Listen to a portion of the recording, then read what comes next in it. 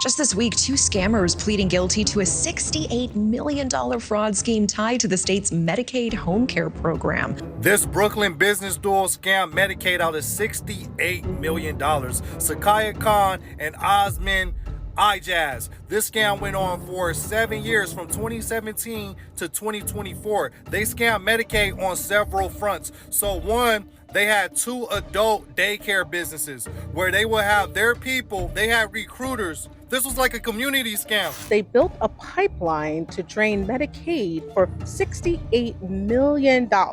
In federal court in Brooklyn, they paid illegal kickbacks and bribes to Medicaid recipients for services that were either never provided or only provided because money changed hands. So let me tell you a little story. I lived on the block of this place. Since I was in like the 4th grade up until I was in high school, I ain't never seen nobody come in that place. I never seen nobody go out. I never seen a soul. Not a soul, okay? But let me tell you something, the kicker. There's a fucking precinct across the street. This is where our taxpaying dollars are going. You mean to tell me for the past 20 years, these motherfuckers were spending all our taxpaying dollars? We're going to be talking about more fraud, actually, in Brooklyn, where I live. So this isn't a far off story in another state. This is actually happening in here. As we talk about the Medicaid fraud in multiple states, people say, you know what, that's crazy. It's not happening here. Well, in New York City, there's a lot of fraud, a lot of corruption. This was a $68 million scheme. $68 million. This is where our taxpaying dollars are going. You mean to tell me for the past 20 years, these motherfuckers were spending all our taxpaying dollars, and then across the street, we're paying people and they ain't even noticed? That's insane. That's crazy. What are you doing? And I know it's federal, but like if I was a officer, I'd be checking the block, checking the community. I'd be looking in that place like, why is the whole window covered? Like, what they doing up in there? Because listen, even as a kid, I look like, I ain't seen no old people. You know what? But we're the stupid ones. So this went on for 7 years. Even Kathy, the governor, say these programs they lack oversight and they're out of control. These scams been going on for years. And the governor can't even control them. So we're going to react to this report because it is outrageous. And it shows that we're not here to talk about only Somali fraud. We're talking about all types of fraud. It doesn't matter where you're from. In this particular instance, it seems like these people are Indian, but check it out. Let me know what you think.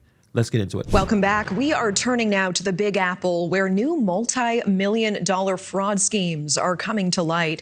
Just this week, 2 scammers pleading guilty to a $68 million fraud scheme tied to the state's Medicaid home care program. The crooks billed for millions in services that they never provided. And unfortunately, it's not the only million-dollar scam recently exposed. NewsNation's Leah Lando live in Manhattan tonight with the very latest. Leah, what are we learning on this? Yes, Natasha, we've been looking into this just this past week. As you mentioned, 2 big cases in court involving millions of dollars in kickbacks and fraudulent billing to Medicaid. And we're talking about another notable case tonight that involves a program called CDPAP. Now, if you're not familiar with that, it is for people who need to be cared for, but they don't want to go to a nursing home. So through Medicaid, they can hire their own caretaker. They get to choose if it's a friend or a relative as long as they go through the process. And while it sounds good, it is also a big target for scammers. $68 million. So let's slow it down for a little bit. So that's money that's supposed to be meant for people who actually need care, people who can't work, people who can't move, people who depend on a system to survive. Instead of that money going to them, it's getting vacuumed up by a bunch of fake services. This program, I see it all the time, is advertised all the time, programs where you are able to take care of your own grandmom or your granddad and get paid to do it. It makes sense. Instead of your relative living somewhere else, they can live at home, you take care of them, you get paid. It's a pretty decent program. But the problem is that there's fraud. People are getting billed for services that they never provided, which is along the same issues that we've heard in Minnesota and Ohio and Washington and California. This seems to be the easiest way to scam. This is a program that is put in place to help care for people at their home instead of having them go in nursing homes. Attorney John Flynn says while New York's Consumer-Directed Personal Assistance Program, or CDPAP, is meant to make things easier for loved ones who need care, it's also become the target of sophisticated scammers. The actual program itself is for a good cause, but you have bad people out there who are taking advantage of federal and state money. Just this past week, 2 New Yorkers pled guilty to a $68 million fraud scheme tied to CDPAP, billing Medicaid for services at Brooklyn-based adult daycares that never actually happened. These fraudsters were, quote, large-scale recruiters who bribed patients with laundered cash and billed Medicaid over $68 million for services that were not provided. New York Attorney General Letitia James announcing a separate $1 million-plus conviction this week, also involving fake billing and kickback schemes tied to the state's Medicaid program. Unfortunately for the state's CDPAP program, fraud is nothing new. Back in 2018, a man arranged for friends and family members to be paid as home caregivers for his sick mom. Later, investigators found out that his mom wasn't even in the country. She was living in Bangladesh. And during home inspections, his brother impersonated her to keep the fraud going.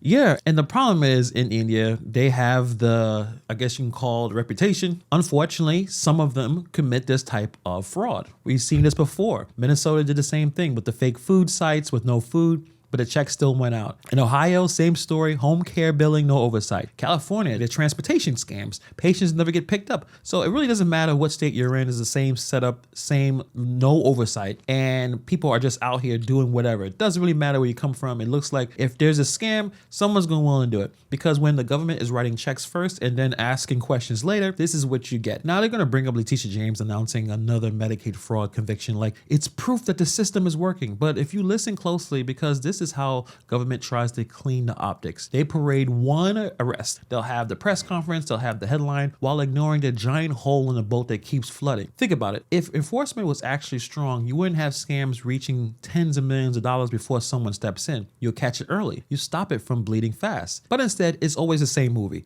Fraud runs for years, millions disappear, and then suddenly, oh, we got them. That's not really protection, that's a cleanup. We saw the Bangladesh caregiver case years ago. We've seen reports about this program being a fraud magnet, and we're still having people do this. It shows that the government doesn't really care about your money. It's not their money. It's your money. And they don't care where it goes. Back in 2024, Governor Kathy Hochul calling CDPAP a, quote, racket and one of the most abused programs in the entire history of the state of New York. NewsNation reached out to the governor's office for comment on the recent fraud charges, and a spokesperson for the governor tells me she has, quote, taken steps to fix the system by cutting out hundreds of middlemen. They always seem that way. If that was true, and remember, Hochul has been governor for a while. These people were able to continue to do this until last year. She's been there for quite a while. This is the nonsense I'm talking about. She said herself it was abused, but the money kept flowing. The middlemen kept operating. Oversight stayed weak, but she has a statement, and we're all supposed to pretend that she's doing the right thing and she's going to take care of the problem. She's not going to take care of the problem. I mean, think about it. With the AG,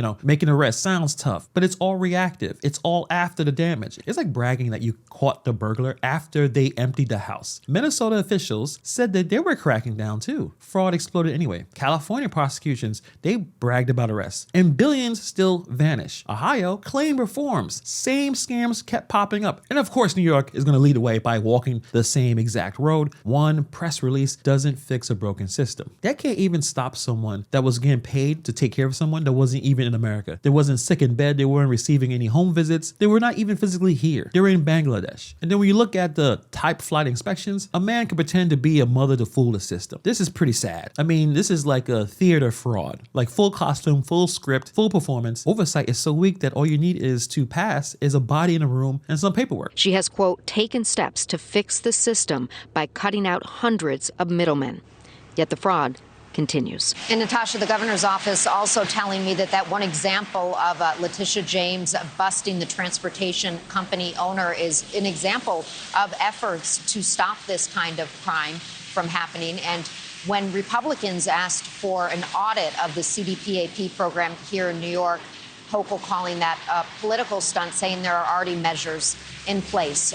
Clearly, a lot of government-funded programs are the target of scammers. And, of course, President Donald Trump announcing recently that new division to combat crimes like this. Natasha. So you see right there, and this is the same playbook that the governor from Minnesota, Ohio, and Washington. The Republicans are saying, hey, let's look at this closely. Let's do the audit on this program. But Hochul realized that it's going to make her look terrible. So she says, well, this is political. How is political about fraud? Why is she trying to hide what's going on in this program? You know why she doesn't want that to happen? Because it will look bad. If these two people were able to steal $68 million, imagine how much money other people are doing across the entire New York City area. She doesn't want that information out. So she has to say, well, I'm trying to fight for re-election. I'm not going to release any of that information because it will make me look bad. And I want to be reelected as governor. This is how disgusting the system is. If you want to make a lot of money, you just defraud the government. You're going to have people who are not going to look into it. You're going to have people that are going to hide it. They're going to stick their heads in the sand, pretend that everything is fine. They'll do 1 or 2 arrests every year to make it seem like they're actually doing something, while scammers steal millions. When a governor is calling her own Medicaid program a racket, that means internally, she already knows the abuse. She already saw the billing issues, already saw the middleman gaming the system. And this was back, again, in 2024, while she was governor. She still is governor. If they knew it was a fraud magnet, why did the money kept flowing? Minnesota said the same thing after Feeding Our Future. Oh, we had concerns and we flagged it, but the checks still went out. Same with the other places. Officials warned about the loopholes. Contractors still kept cashing in. This is what happens when government moves slow and the scammers move fast. Fraud just grows in the gap. And the bigger the program, the easier it is to hide inside it. This program here is massive. Billions of dollars are flowing in. So $68 million can sit there unchecked for years like a tiny parasite on a giant host. Cutting out the middleman sounds great in press releases, but if the payments still go out with any real verification, then the fraud will just adapt. Scammers don't quit, they'll just pivot. They move faster than these regulations. They move faster than these audits. Minnesota said they'd tighten the rules, but fraud is gonna just shift. California says they're gonna crack down, but they probably didn't do anything at all. New York saying they're cutting out the middleman. Fraud is still happening. I mean, just going on YouTube, I saw a case that happened 6 months ago before this Medicaid case even blew up. Brooklyn was already sitting at the center of another healthcare fraud disaster. And this was federal prosecutors charging 11 people in one of the largest Medicaid fraud schemes ever uncovered. It all traced it back to a Brooklyn medical supply business quietly building Medicare for catheters that patients never asked for. Federal prosecutors in Brooklyn have now charged 11 people in one of the largest Medicare fraud busts in history. Dozens of Better Business Bureau complaints revealed GNI was collecting taxpayer dollars for catheters under the names of Medicare members who never requested them. A federal indictment unsealed Thursday says he was part of a criminal organization based in Eastern Europe that bought more than 30 legitimate companies, then used them for Medicare fraud. At the time, I saw it was like $7 or $8 million already billed in a week. $7 million in catheters? Prosecutors say the group's leader was based in Russia and elsewhere. 8 of the people charged are Estonian citizens. Investigators say the group submitted $10 billion worth of bogus Medicare claims and actually received $41 million from Medicare plus $900 million from Medicare supplemental insurers. Victims started noticing charges under their names. This one person said that she never ordered anything, but Medicare was being drained like someone had her card in their pocket. Investigators found the business had been sold using a fake ID to a very real name. And this shady guy was a part of an Eastern European criminal network that brought 30 legit US supply businesses just to use them as Medicare billing machines. They stole identities for more than 1 million people in America and filed $10 billion in fake Medicare claims and walked away with millions from Medicare and supplemental insurers before anyone shut it down. So as we watch all these videos, one thing occurs to me that this machine, this pattern just keeps printing money for scammers while we, taxpayers, are footing the bill. Brooklyn just got hit with $68 million. 6 months earlier, there's other issues happening with the Brooklyn businesses. Millions of dollars are being lost. Fraud is probably one of the biggest things that I think all politicians should be taking care of and should be pushing to fix, because there's a lot of issues that we have in our society. Maybe if that taxpayer money wasn't stolen, maybe that money could have been used to actually help people. Instead of recruiting vulnerable people, instead of creating fake services, instead of exploiting weak oversight, cashing out before the regulators can even wake up. If we can stop the fraud, we can help the elderly, we can help the sick, we can help the disabled, we can help the poor. But the problem is these fraudsters are using these services and using the government as an ATM to take everything. And this needs to stop now. But let me know what you guys think about this story in the comments below. Thank you for taking time to watch this video, and I'll see you guys in the next video.